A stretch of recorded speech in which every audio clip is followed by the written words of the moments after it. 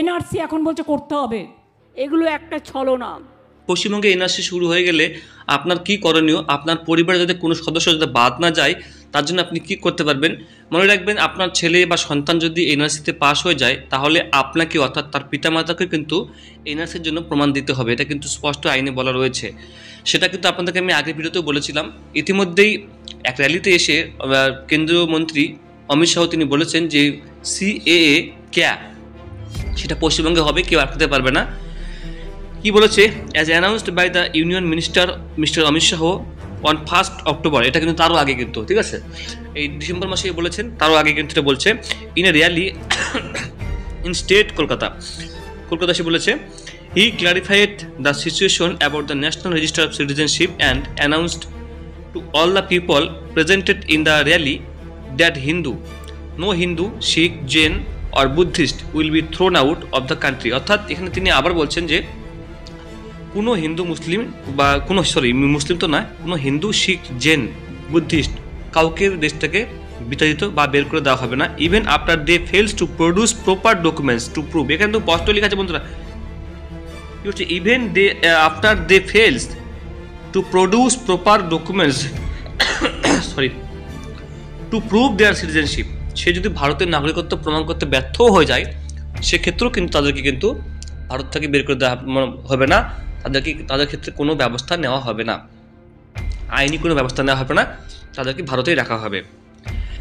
কিন্তু যেহেতু এখানে ধর্মের কথা উল্লেখ করা বলা হয়েছে ধার্মিক ক্ষেত্রে, তো এখানে মুসলিমদের কথা উল্লেখ করা নেই। তাছাড়াও যে সিএএ রয়েছে, যেটা সিটিজেনশিপ অ্যামেন্ডমেন্ট অ্যাক্ট, যেটা 2019 সালে ডিসেম্বর মাসে রাষ্ট্রপতি সাইন করেছে, সেটা নিয়ম হওয়ার কারণে এখনো পর্যন্ত বন্ধ হয়ে রয়েছে।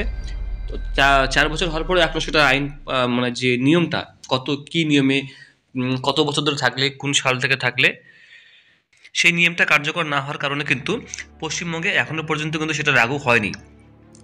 জানা যাচ্ছে না যে কেন তারা ডিলে করছেন, কেন লাগু করছেন না, হয়তো ভাবতে পারছেন না কি করবে।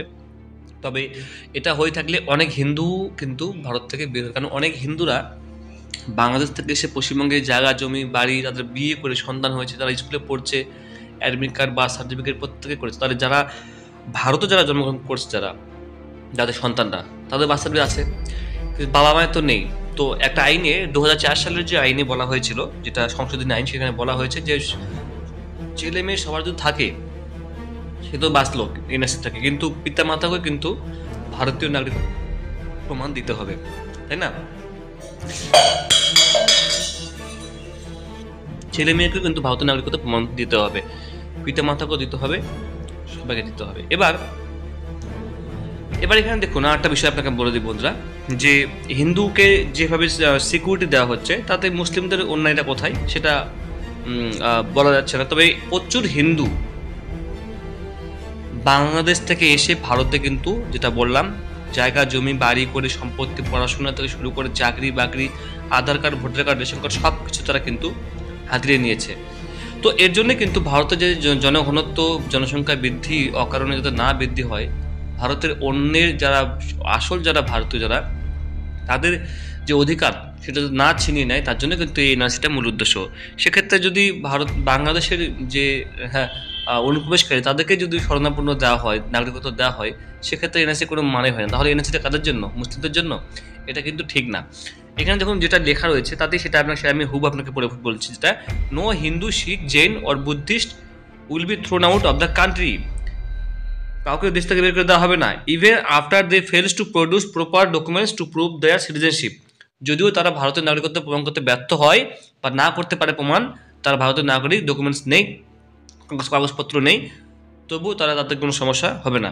হি further added that a bill will be presented by him called citizenship amendment act bill.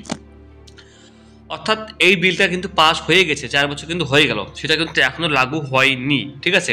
However after this speech was given mister Amit Shah, a lot of rex were seen coming out of the people through social media and other performance. তো অনেক কথা বলেছে social মিডিয়ায়, কিন্তু পশ্চিমবঙ্গে আপডেটের একটাই কারণ, যেটা আমি আগে বলেছি, আমরা যেটা তিনি বলেছিলেন, সেটা আপনাকে আমি বলছি। যখন বলছি cause of updating NRC in West Bengal, আর আসামের যেটা 2022, সেটা আপনাকে এখানে নিচে দেওয়া রয়েছে। আমাদের পশ্চিমবঙ্গের উদ্দেশ্য সেটা আপনারা দেখে নেবো এখানে।